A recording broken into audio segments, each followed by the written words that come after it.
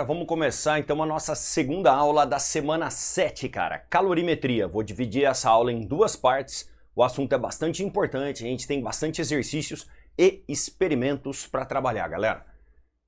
Primeiro passo, a gente tem que ter uma noção do que é o calor.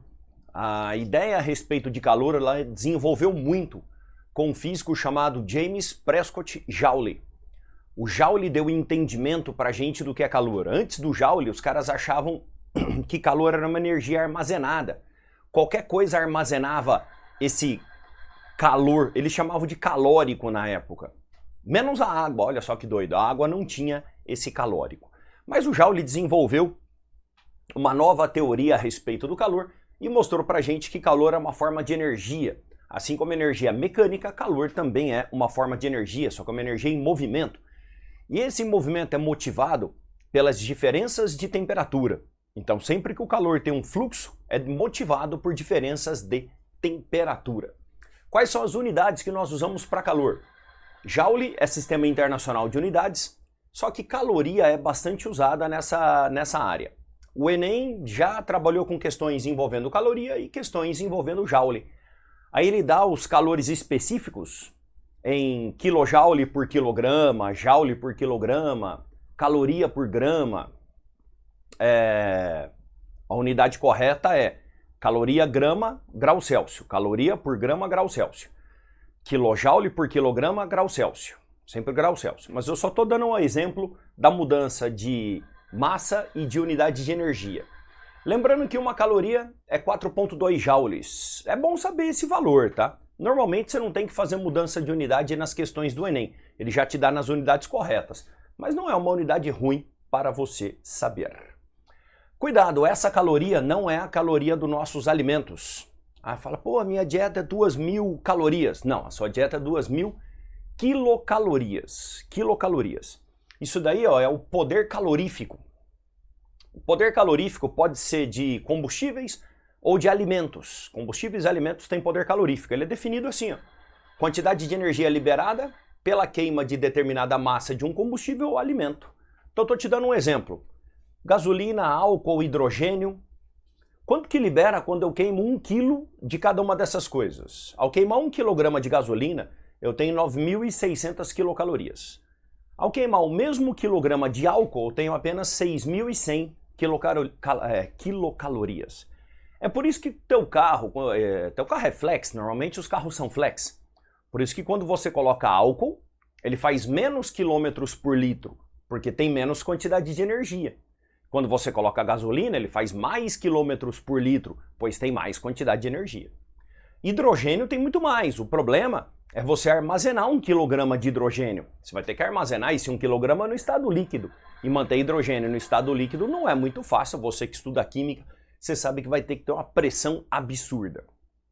Assim como a gente tem tabelas mostrando a quantidade de energia dos combustíveis, a gente pode também montar tabelas informando a quantidade de energia de alimentos.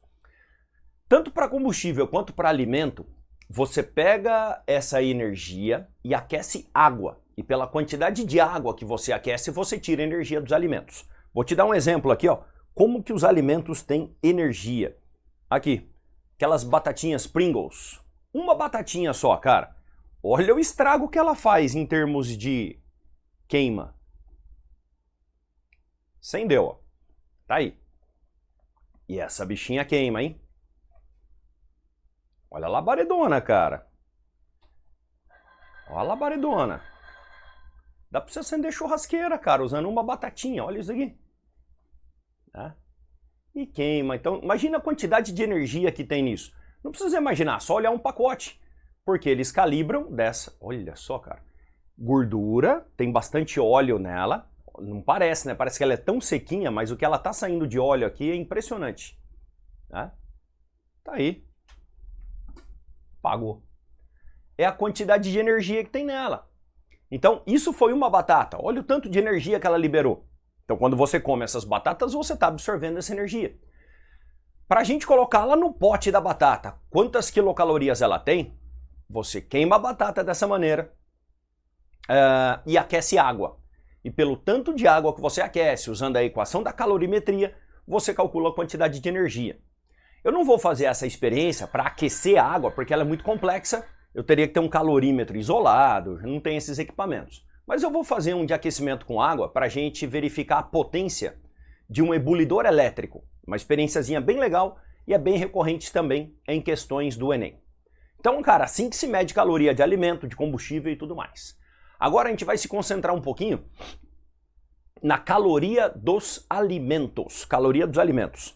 E, cara, esse lance de tacar fogo nos alimentos, teve acho que um ano atrás, um videozinho, nossa, ficou viral, cara. Todo mundo ficou impressionado por um Doritos pegar fogo.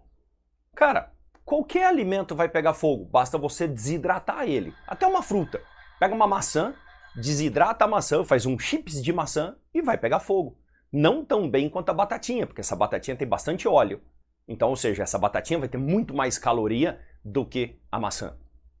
Então, é normal, cara. Normal, só que... E outra, se fizer um vídeo novamente tacando fogo na batatinha aí, fica viral de novo, que a galera esquece dessas coisas. Alimentos têm calorias, tem que pensar nisso. Vamos falar das grandezas da calorimetria agora. Então a gente tem aqui, galera, as 3 grandezas da calorimetria. A gente tem, então, a capacidade térmica. A capacidade térmica está relacionada normalmente com objetos. Então, capacidade térmica de uma panela, capacidade térmica de uma garrafa térmica, capacidade térmica de uma xícara. É a quantidade de calor para variar a temperatura desse objeto em 1 grau Celsius. Então, ó, quantidade de calor dividido pela variação de temperatura. É o quanto de calor que eu uso para esquentar 1 grau uma panela, para esquentar 1 grau uma xícara, uma garrafa térmica. Quanto maior a capacidade térmica, mais difícil de esquentar e mais difícil de esfriar. Então, panelas boas para você fritar um bifão, fazer um filé grelhado, tem que ter capacidades térmicas elevadíssimas. O fundo dessas panelas, principalmente, tem que ser bem grosso, que são panelas de alta qualidade. Aí demora para esquentar, só que depois que esquenta, vira o caldeirão do capeta. É difícil para esfriar também. Bem raro aparecer no Enem, capacidade térmica, problemas com capacidade térmica, bem raros. Calor específico, carro-chefe, direto. Quantidade de calor, o calor específico, a quantidade de calor para aquecer 1 grama de uma substância em 1 grau Celsius. Então eu posso fazer tabelas. Calor específico da água, calor específico do chumbo, do ferro, do óleo, da gasolina. Então cada substância tem o seu calor específico, que é a quantidade de calor que eu uso para aquecer apenas 1 grama da substância em 1 grau Celsius. Caloria por grama grau Celsius. Foi aqui que eu falei agora há pouco que pode-se mudar essas unidades. Isso não é sistema internacional. Aqui a gente está usando o usual, caloria por grama. A gente poderia mudar para joule por quilograma, quilojoule por quilograma. E você não transforma o Czinho, é o Czinho que manda na unidade. Se ele deixar em quilojoule por quilograma, então o calor vai dar em quilojoule e a massa vai dar em quilograma. Sempre respeita a unidade do Czinho. Só para você ter uma ideia, o Czinho da água é 1 caloria por grama vezes grau Celsius. O que significa isso? Se eu quiser aquecer 1 grama de água em 1 grau Celsius, eu vou utilizar 1 caloria. E a própria definição da caloria veio da água. Então não é coincidência que o calor específico da água seja 1. Ele é o padrão. Então nós usamos a água como um padrão para tabelar outras substâncias. Então a água é padrão de várias coisas. E temos também o calor latente. Esse é para as mudanças de estado físico. Vamos dar uma lembradinha nas mudanças de estado físico. Sólido, líquido e gasoso. Mudanças, por exemplo, sólido para líquido e líquido para gasoso, elas precisam absorver calor. Então a substância absorve calor e vai para o estado líquido numa mudança de fase que se chama fusão. Do líquido para o gasoso numa mudança de fase que se chama vaporização. E a passagem direta, sublimação. Então nesses momentos, a energia que você fornece para a substância não está sendo usada para aquecimento. Está sendo usada para mudança de estado físico por exemplo, sólido para líquido, líquido para vapor, eu estava pensando no calor de combustão. É por isso que você tem que desidratar os alimentos para conseguir fazer a medida correta. Porque se o alimento estiver muito úmido, ele vai usar um monte da energia para vaporizar a água que está dentro dele, e com isso ele não vai aquecer a água que está no recipiente, no calorímetro. Porque a gente faz assim, monta um recipiente com água, onde a gente vai tabelar, e embaixo taca fogo na coisa. Só que se a coisa estiver muito úmida, ela vai usar o calor para vaporizar a água, e não vai aquecer a água do calorímetro. E aí a sua medida sai toda errada. Por isso a importância de você desidratar o alimento, não deixar nada de água nele, ou pelo menos o mínimo possível, para poder fazer uma medida correta de calor de combustão.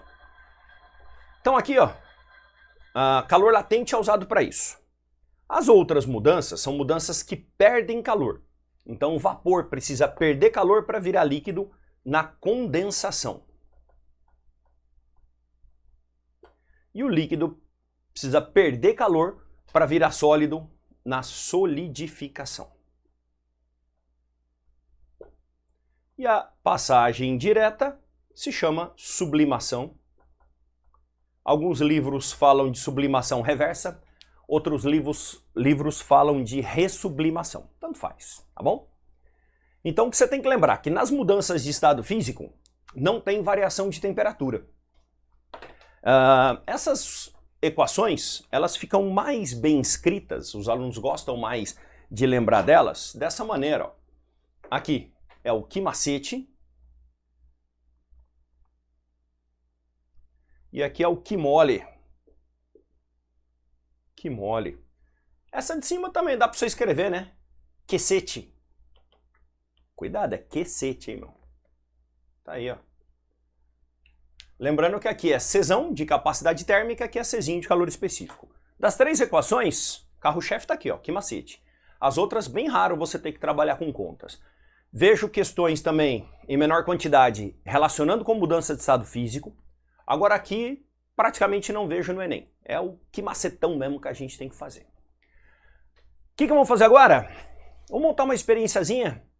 Eu vou usar um ebulidor elétrico e vou verificar qual que é o rendimento do ebulidor elétrico para aquecimento de água. Então vou montar, focar a câmera e já volto. Então galera, tá montadinho aqui, ó. O que nós temos aqui dentro? Tem 2 litros de água, então a massa 2.000 gramas, já vou anotando aqui, ó, 2.000 gramas de massa. A temperatura inicial, está com o termômetro aqui, está marcando 24 graus Celsius a água. 24 graus Celsius. Acho que você não consegue verificar pela câmera o valor, ela não consegue focar, ela não foca, é muito pequenininho. Mas bota fé, tá? 24 graus Celsius é a temperatura dessa água. O que a gente vai fazer? Botar um cronômetrozinho aqui do lado. Dá pra ver, não sei, aqui dá pra ver, ó. Então vou colocar um cronômetrozinho aqui do lado e vou colocar esse ebulidor elétrico. Vou deixar o ebulidor elétrico aqui, tá? A gente também chama ele de rabo quente. Então acabou o gás, alguma coisa, dá pra usar esse carinha pra fazer café. Café é importante. Então aqui, ó, o bichinho tá desligado. Quando eu ligar, eu vou iniciar o cronômetro e a gente vai marcar quanto tempo ele demora para aquecer um determinado tanto aí. Então, vamos lá. Iniciou o cronômetro. Tá aquecendo. Ó, você tá vendo aqui. Aí eu vou pausar o vídeo para não ficar muito demorado. Ó, a gente está aqui com 2 minutos e 20, eu vou até 2 minutos e meio. Atenção. Foi.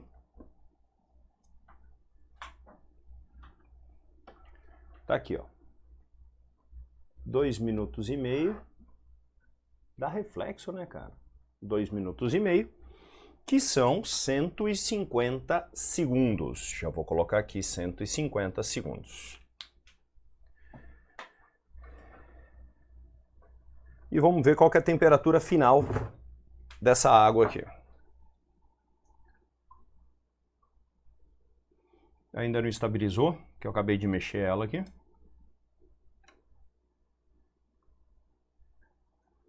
Agora estabilizou. 44 graus Celsius é a temperatura final. Então legal, com esses dados que eu acabei de tirar, vamos descobrir qual que foi a potência fornecida para a água e verificar qual que é a potência do aparelho. Então vou voltar aqui à cena normal. Tá aí galera, experiênciazinha feita, todos os dados estão aqui, ó. Massa, temperatura inicial, temperatura final, tempo e a potência do ebulidor declarada no aparelho. Então, considerando que esse aparelho é fiscalizado pelo Inmetro, acho que esse daqui não. Esse daqui é camelosão bravo mesmo.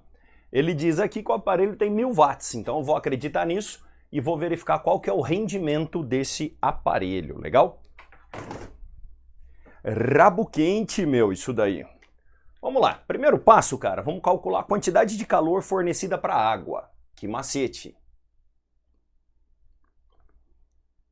2.000 gramas, calor específico 1.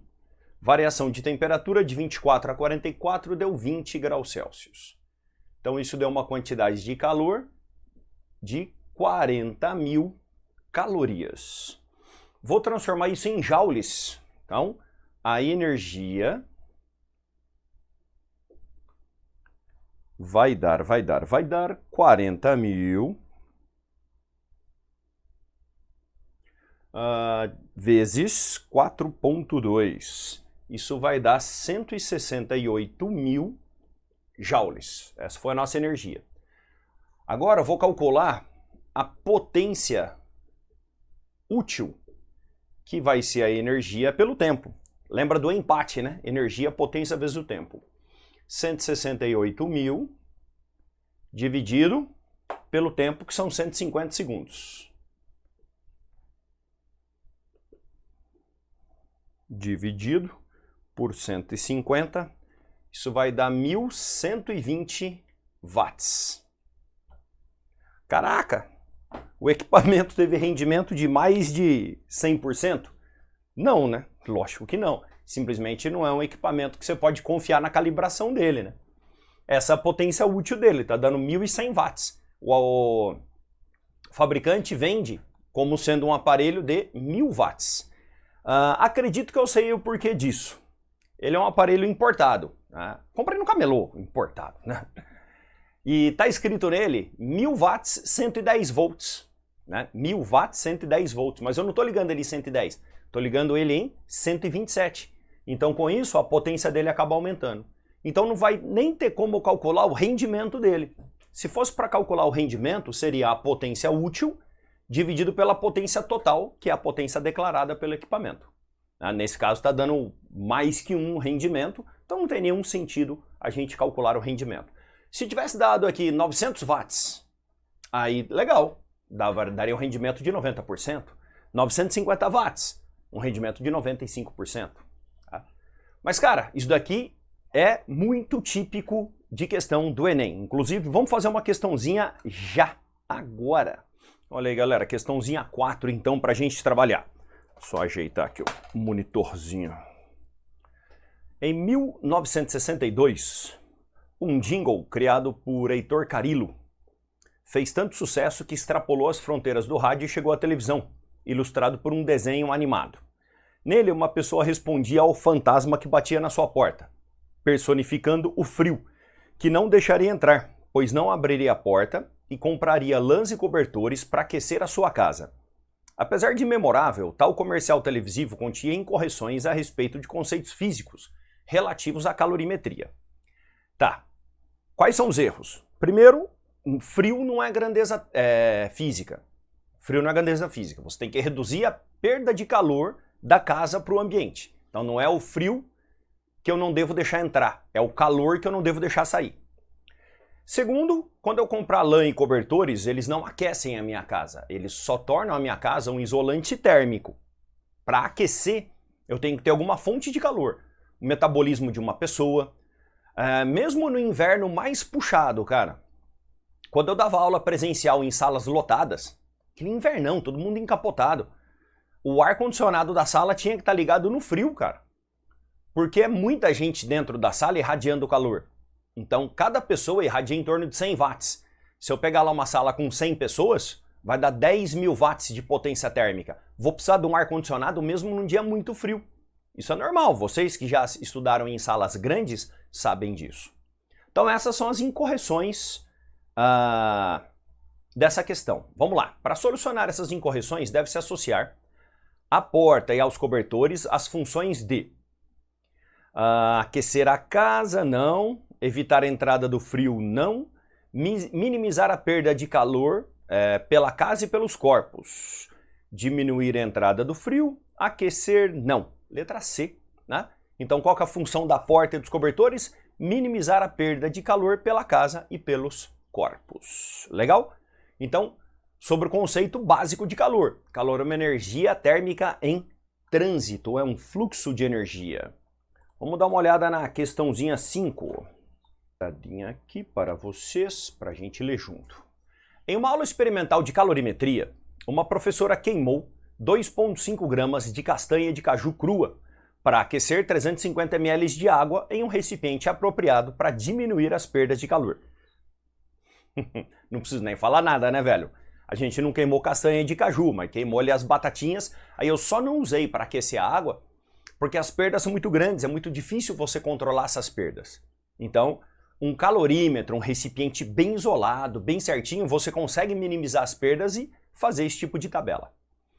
Com base na leitura da tabela nutricional a seguir e na medida de temperatura da água após a queima total do combustível, ela concluiu que 50% da energia disponível foi aproveitada. O calor específico da água é 1 e a sua temperatura inicial era de 20 graus Celsius. Qual foi a temperatura da água em graus Celsius no final da experiência?